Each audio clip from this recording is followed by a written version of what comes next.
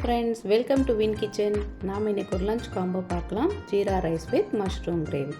Jeera rice செய்ய தேவையான பொருட்கள்: பாஸ்மதி அரிசி 1 கப், ஜீரகம் 1 ஸ்பூன், நெய் 2 டேபிள் ஸ்பூன், பட்டை, கிராம்பு, பிரிஞ்சி இலை, வெங்காயம்.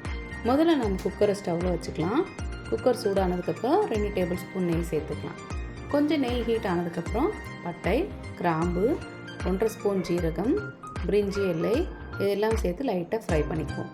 அப்புறம் ஒரு பச்சை மிளகா. நான் இதில் ஒரே ஒரு பச்சை மிளகா எடுத்துக்கிறேன். நீங்கள் தேவையான 2 பச்சை மிளகா கூட சேர்த்துக்கலாம். கொஞ்சம் வெங்காயம் இது எல்லாமே போட்டு லைட்டாக சாட்டே பண்ணிக்கிறோம். இது ரொம்ப ப்ரௌன் ஆகிடக்கூடாது. வெங்காயம் லைட்டாக வதங்கினதுக்கப்புறம் 1 கப் பாஸ்மதிக்கு 2 கப் தண்ணி அளவுக்கு நான் குக்கரில் சேர்த்துக்கிறேன். இப்போ தேவையான அளவு உப்பு ஆட் பண்ணிக்கலாம். இந்த வாட்டர் பாயில் ஆகிறதுக்கு கொஞ்சம் நேரம் வெயிட் பண்ணிக்கலாம். இந்த டைமில் நம்ம பாஸ்மதி அரிசி கழுவி அந்த தண்ணியை வடிச்சிருவோம். இந்த தண்ணி நம்ம வேஸ்ட் ஆக்காமல் செடிகளுக்கு ஊற்றிக்கலாம்.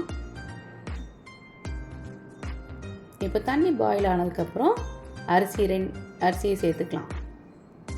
இப்போ நம்ம குக்கரை க்ளோஸ் பண்ணிடுவோம். 2 விசில் விட்டால் ஜீரா ரைஸ் ரெடி. இந்த ஜீரா ரைஸ்க்கு ஒரு நல்ல காம்பினேஷன் இந்த மஷ்ரூம் கிரேவி. இதை எப்படி செய்யலாம்னு பார்க்கலாம். மஷ்ரூம் 1 பேக்கெட், வெங்காயம் 2, தக்காளி 2, இஞ்சி பூண்டு பேஸ்ட் 1 ஸ்பூன், புதினா இலை கொஞ்சம், கொத்தமல்லி, முந்திரி பருப்பு ஒரு 5, கரம் மசாலா 1/2 ஸ்பூன், மிளகாய்த்தூள், தனியாத்தூள். ஒரு கடாயில் கொஞ்சம் எண்ணெய் ஆட் பண்ணலாம். எண்ணெய் சூடானதுக்கப்புறம் வெங்காயம் கொஞ்சம் லைட்டாக நல்லா வதக்கிக்கலாம். இப்போ நம்ம ஜிஞ்சர் கார்லிக் பேஸ்ட் ஆட் பண்ணிடுறோம்.